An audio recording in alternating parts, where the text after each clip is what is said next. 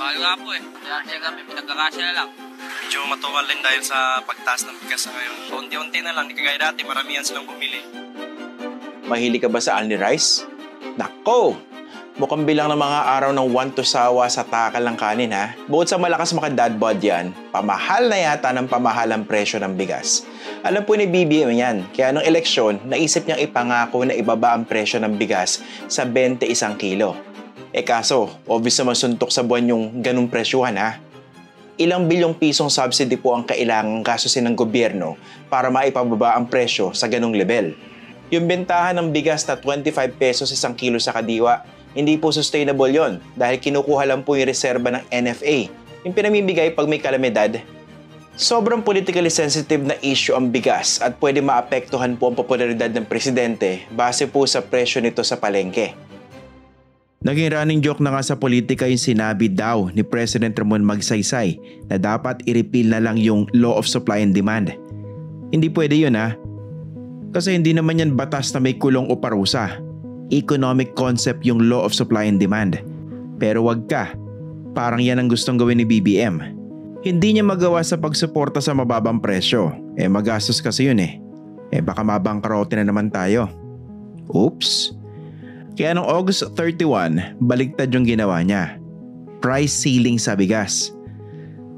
Sa order ni BBM, bawal magbenta ng regular milled rice ng mas mahal sa 41 pesos per kilo at well-milled rice na mas mahal sa 45 pesos.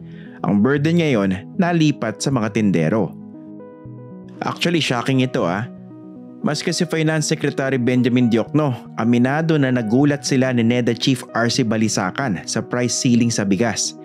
Hindi yata sila nakonsulta dito Nasa ibang bansa daw sila nung nabalitaan nila ito. Which is weird. Kasi sina Diokno at Balisacan, mga propesor sa tanyag na UP School of Economics. Diyan lang naman galing yung halos lahat ng mga naging head ng NEDA.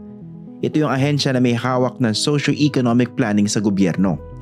Sorry sila, Oxford si BBM O joke yun joke. Kidding aside, malabo kasi yung price ceiling from the economic standpoint. Kaya naman itong isang USEC sa Department of Finance hindi nakatiis. Pinost ni USEC Shelo Magno yung isang graph na nag-illustrate sa Law of Supply and Demand at kung anong nangyayari kapag may price control. Ayun, tanggal sa trabaho si USEC Shelo. Expired. Explain natin yung graph ni ma'am. Sa economics kasi, ang assumption natin, rational ang mga tao. So magdedesisyon sila in a way na may pakinabang sila. Sa isang graph, may mga axis. Yung patayo, yan ang presyo. Mula 0 papunta sa mas mataas na presyo. Yung pahalang, quantity. Mula 0 papunta sa mas maraming kilo. Sa isang produkto like bigas, pag tumaas ang presyo, mas kakaunti yung gusto mong bilhin. Yan yung linyang pababa sa graph ni Prof. Shelo.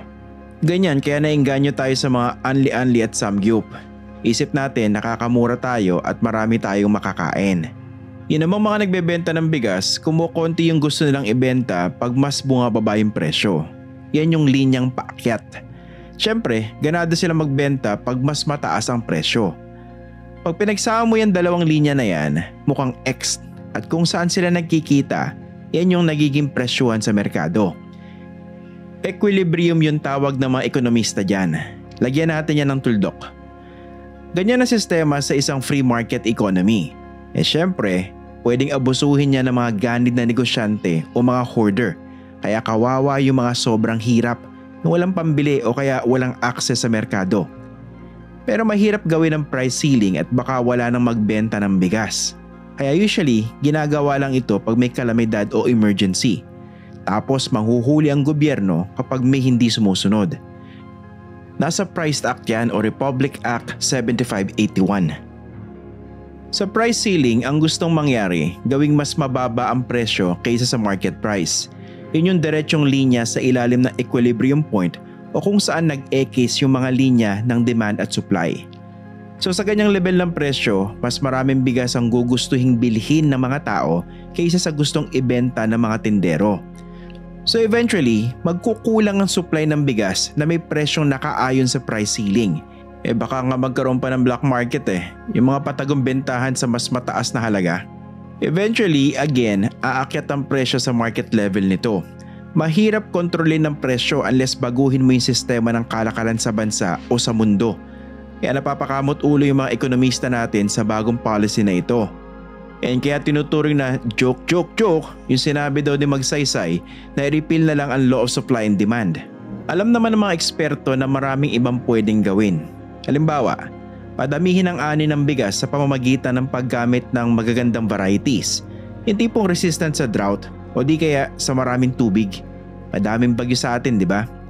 O yung simpleng suportahan mo yung mga magsasaka o di kaya huwag pabayaan na ma-convert yung mga sakahan nila into subdivisions. Gawin bang mas magandang business decision ang maging rice farmer kaysa ibenta na lang yung lupa? Oops! Sa supply side yan. Sa demand side naman, social safety nets para sa mga mahihirap para hindi naman sila left out sa free market system. Policies na mag-aahon sa mga tao sa kahirapan para di sila mabiktima ng mga kwento-kwento na nag-withdraw na raw ng gold na ipamumudmud sa mga tao. Very challenging at demanding po ang mga solusyon na ito and it takes a real leader to pursue long-lasting reforms. Pero sa panahon ito na kayang bulahin ng mga politiko yung mga tao sa social media, mas madali po yung magpapogi, habang tayo mapapangiwi na lang.